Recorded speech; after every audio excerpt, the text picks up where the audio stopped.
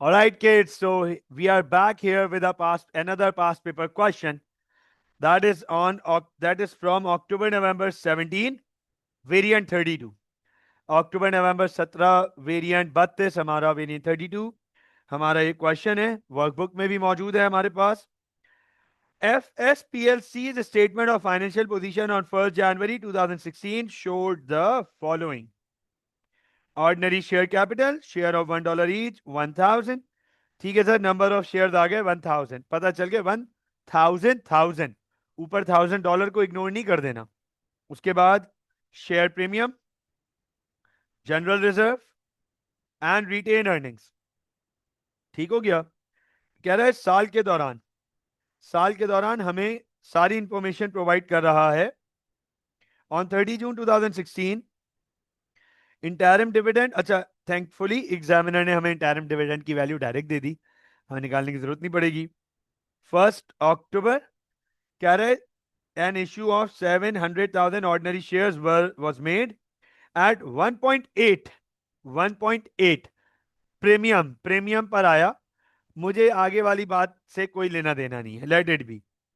On 1 November 2016 a bonus issue of shares was made with 3 new shares being issued for every 10 held. अच्छा, हर 10 share पे 3 bonus दिए जा रहे हैं और रिजर्व्स को फ्लेक्सिबल फॉर्म में रखा जा रहा है. पहले शेयर प्रीमियम और फिर कोई भी रेवेन्यू रिजर्व और सारे रेवेन्यू रिजर्व. उसके बाद for the year ended 31 December 2016 company made a profit from operations of 288,000. Company ने ऑपरेटिंग प्रॉफिट अर्न किया $288,000 का, जिसमें फाइनेंस चार्ज है 52,000. ओके. और डायरेक्टर्स 41,000 टैक्स लाइबिलिटी कंसिडर कर रहे हैं. टैक्स लाइबिलिटी, टैक्स हमेशा अगले साल पे किया जाता है, तो इस साल के एंड तक लाइबिलिटी होगा. At 31 December 2016 $40,000 was transferred to general reserve and a final dividend was proposed. Perfect. आपसे कह रहा है statement of changes in equity बना के दो 12 मार्क्स में. मैं स्ट्रेट फॉरवर्ड आपके सामने एसओसी पे वर्किंग करने जा रहा हूं. इसकी बहुत सिंपल सी हमारी वर्किंग है, इसमें तो हमारे पास कोई एज सच कॉम्प्लिकेशंस भी नहीं है. मैं आपके सामने. अच्छा, ऑर्डिनरी शेयर कैपिटल है, शेयर प्रीमियम है, ठीक है. रीवैल्यूएशन रिजर्व नहीं है इस सवाल में, हमारे पास रीवैल्यूएशन रिजर्व नहीं है. फोकस कीजिएगा. This is by the way October November 1732. October, अच्छा, page number 86 of your workbook. Page number 86 of your workbook. October November 17 variant 32 FS PLC statement of changes in equity. ठीक हो गया. और SOC में ordinary share capital सबसे पहले हमारे पास आएगा. ऑर्डिनरी इशूड शेयर कैपिटल, फिर आएगा शेयर प्रीमियम, फिर आएगा जनरल रिजर्व, और फिर आएगा हमारे पास रिटेन्ड प्रॉफिट्स या रिटेन्ड अर्निंग्स. एक ही बात है सर. सबसे पहले balance brought down. Balance brought down हमारे पास यहां पे मौजूद हैं 1000. अच्छा, अब आपके पास दो तरीके हैं, आप लोगों के पास दो तरीके हैं, फोकस कीजिएगा.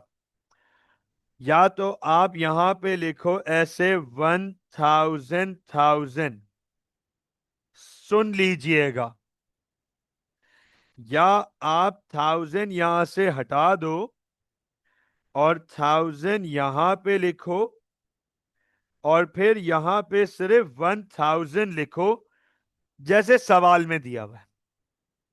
लेकिन ये गलत हो जाएगा, ये गलत हो जाएगा।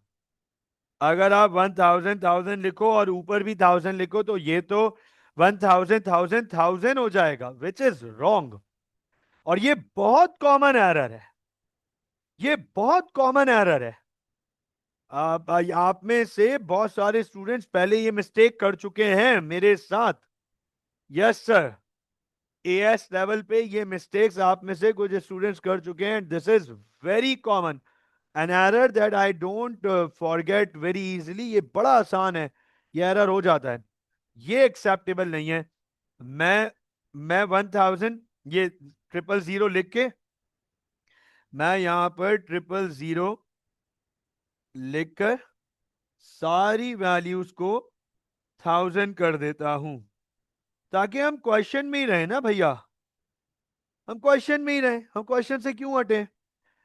1000, 300, 100, 1000, 300, 100 एंड 220, ये लीजिए, ये लीजिए। ओ, बैलेंस ब्रॉट डाउन आ गया। अब हमारे पास सबसे पहले profit for the year, profit for the year. अच्छा, प्रॉफिट फॉर द ईयर की तो बहुत सीधी सीधी वर्किंग है, बिल्कुल सीधी सीधी वर्किंग है, इसमें तो कुछ काम भी नहीं करना अलग से। सर, ऑपरेटिंग प्रॉफिट है हमारे पास, ये लिखा हुआ 288,000, ऑपरेटिंग प्रॉफिट 288,000। बस इसमें से ये दो वैल्यूज माइनस कर दो, 288,000 माइनस 52,000 माइनस 41,000, 195,000। ये लीजिए प्रॉफिट फॉर द ईयर 195। अब 195,000 नहीं लिख दीजिएगा, सीधा 195, डन हो गया। प्रॉफिट के बाद सबसे पहले, प्रॉफिट के बाद सबसे पहले कंपनी क्या ऑफर कर रही है। सर, कंपनी ने इंटरिम डिविडेंड दिया 55,000 का, ये लो भाई, इधर लिखूंगा इंटरिम डिविडेंड 55,000। 000 की जरूरत नहीं है अब हमें। इंटरिम डिविडेंड के बाद कंपनी ने 700,000 एक्स्ट्रा शेयर इशू किए 1.8 पे। इसकी वर्किंग सामने ही कर देता हूं, 700,000 यहीं पे वर्किंग कर लेते हैं, इंटू $1, ये हो गया 7 लाख 700,000, एंड इंटू 0.8 प्रीमियम 560,000। तो सर 700 और 560, 700 इधर आ जाएगा और 560 शेयर प्रीमियम में आ जाएगा। न्यू इशू, नए शेयर इशू किए कंपनी ने, ठीक हो गया, सिंपल हो गया। उसके बाद बोनस इशू कर रही है कंपनी, बोनस इशू। चलो बोनस इशू की वर्किंग आपके सामने शो कर देता हूं, फोकस कीजिएगा बोनस इशू की वर्किंग। सर, यहां पे बोनस इशू की वर्किंग कर लेता हूं, बोनस इशू देख लीजिएगा। बोनस इशू कैसे करेंगे। साल के शुरू में 1,000 शेयर्स हैं और 7 लाख साल के दौरान शेयर इशू किए गए, तो हो गए 1.7 मिलियन, 17 लाख। कह रहा है हर 10 पे 3, हर 10 पे 3, तो 1700,000 डिवाइड बाय 10 इंटू 3, 510,000 शेयर्स। और पार वैल्यू तो है ही $1, ये तो है ही $1। तो सर 5,10,000 के बोनस शेयर इशू किए गए, बोनस शेयर्स, ठीक है। और ये पूरी वैल्यू प्रीमियम से एडजस्ट हो सकती है, क्योंकि प्रीमियम में $860 मौजूद हैं, शेयर प्रीमियम में $860 मौजूद है, ये पूरी प्रीमियम से एडजस्ट हो सकती है। आगे क्या कह रहा है, कह रहा है कि 40,000 जनरल रिजर्व में ट्रांसफर किए, ठीक हो गया। ये तो एडजस्ट हो गया ना। 40,000 जनरल रिजर्व में ट्रांसफर किए, transfer to general reserve. 40,000 general reserve में ट्रांसफर किए, तो ये पैसे रिटेन अर्निंग से निकाले, ये लीजिए। और सबसे आखिरी में हमारे पास प्रोपोज डिविडेंड है, वो तो आएगा ही नहीं। तो सर ये तो सीधा सीधा हमारे पास बैलेंस कैरी डाउन आ जाएगा। ये लीजिए balance carry down. Balance carry down हमारे पास कितना आएगा? 1712 10 1210। और फिर ये हो जाएगा 350, right. 140 and 220 plus 195 minus 55 minus 40, 320,000। ये लीजिए sir. I hope the values are matching. Yes sir, values set हो गई। अब हमसे क्या पूछ रहा है? पार्ट बी में कह रहा है explain how the propose final dividend should be treated. Very simple, आप एक्सप्लेन क्या करोगे? proposed final dividend are not recorded anywhere in the financial statements and only disclosed in the notes to the accounts. That is it. बस 2 number हो गए sir. OSIC 2210 कैसे आएगा? नहीं यार, नहीं नहीं नहीं, 2210 आएगा। हाँ हाँ हाँ, सही है सही है सही है। Thank you thank you thank you thank you sir, 2210। All right, thank you Ayan. बिल्कुल ठीक, 1700 और 510, 2210। ठीक है ठीक है ठीक है, हो गया, करेक्ट हो गया, ठीक हो गया। अच्छा, हाँ बहुत हंस रहा है। ठीक है बेटा, वक्त वक्त की बात है। हाँ सही है ना। चल फोकस कीजिएगा। यार explain the treatment on in the financial statement for the year ended of the purchase of the second factory. Explain the treatment in the financial statement for the year ended 7 जनवरी को। 7 जनवरी कहाँ है भाई? 7 जनवरी, 7 जनवरी कहाँ है?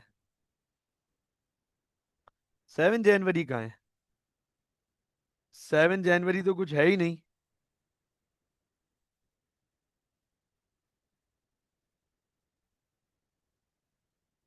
7 जनवरी कहाँ है? अच्छा ये रहा ये रहा ये रहा, सेकेंड फैक्ट्री। अरे यार कम ऑन यार, इतना सिंपल सा कह रहा है ट्रीटमेंट बताओ फाइनेंशियल स्टेटमेंट में सेकंड फैक्ट्री की। तो sir factory debit, bank credit, यही तो ट्रीटमेंट है। Factory debit, bank credit.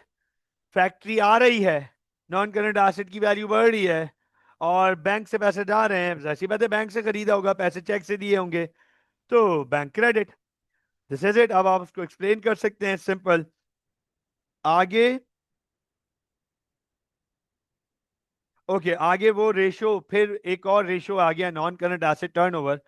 तो सर वो एनसीए टर्नओवर की बात कर रहा है, रेशियोज हम आगे पढ़ेंगे। मुझे बताएं, इज दिस क्लियर?